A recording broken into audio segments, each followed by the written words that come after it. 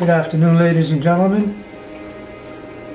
I'm going to do the monologue of Edmond Tyrone, A Long Day's Journey into Night, which occurs at the end of Scene 1, Act 4. In my opinion, it is perhaps one of the most poetic of all monologues ever written in American drama. And it occurs while James Tyrone and Edmond Tyrone are having their first confessional. Edmond Tyrone is approximately in his early 20s.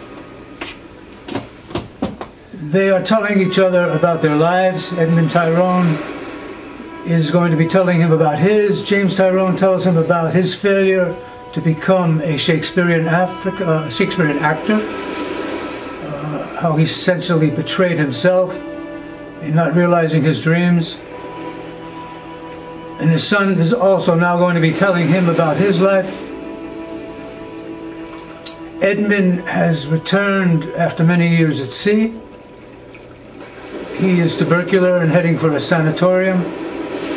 He's also an alcoholic. And it is interesting to note that in this particular monologue, Edmond Tyrone is essentially reflecting the autobiographical nature of the fact that this is Eugene O'Neill's past. And this is essentially one of the most autobiographical plays ever written.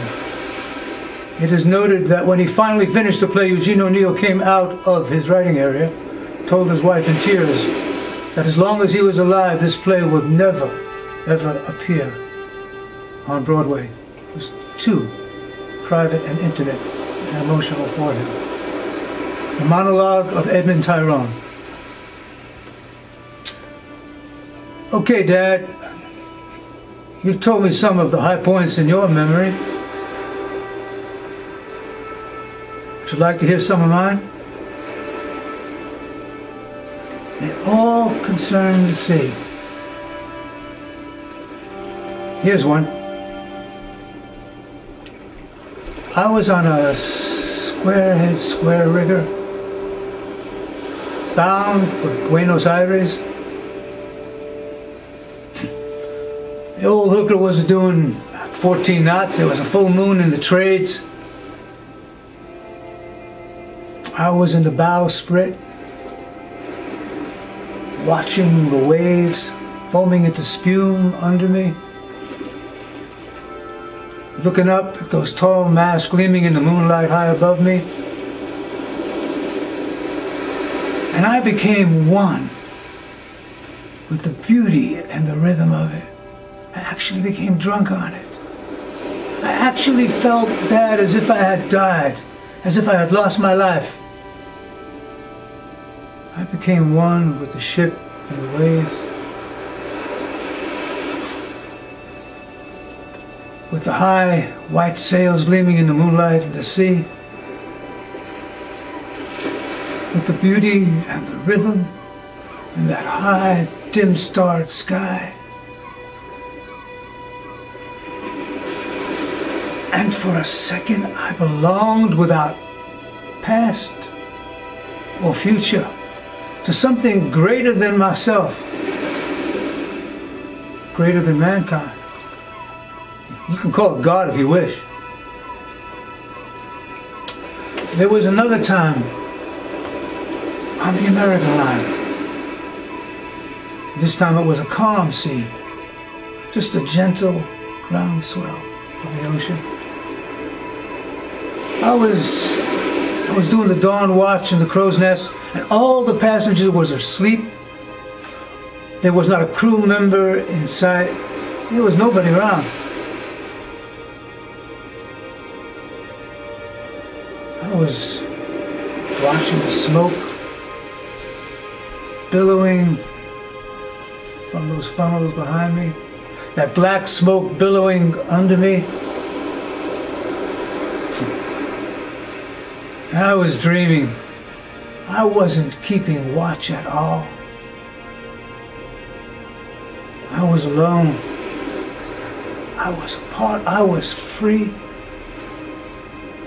Just watching the dawn,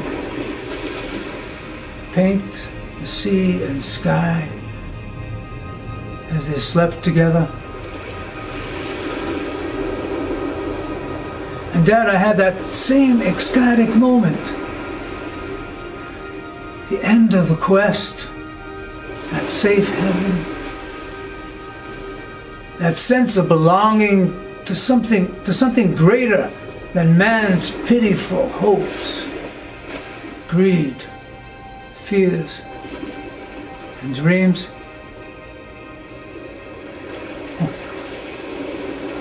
There was another time I'd be swimming way out, or I'd be lying on the shore, and I became one with the sand. I became one with that green seaweed anchored to a rock, just swaying in the tide. It was like a saint's vision of beatitude. It was like a veil lifted over things as they seem by an unseen hand. And Dad, for a second, there was meaning.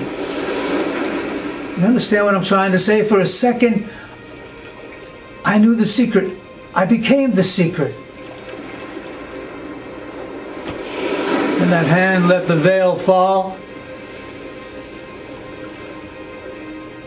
I was alone. I was alone and lost again in that fog, stumbling on to nowhere for no good reason. Dad, you know, it was a mistake my being born a man. I should have been born a fish. I should have been born a seagull. As it is, I shall always be a stranger who never can feel at home, who never really wants, is never really wanted, who can never truly belong.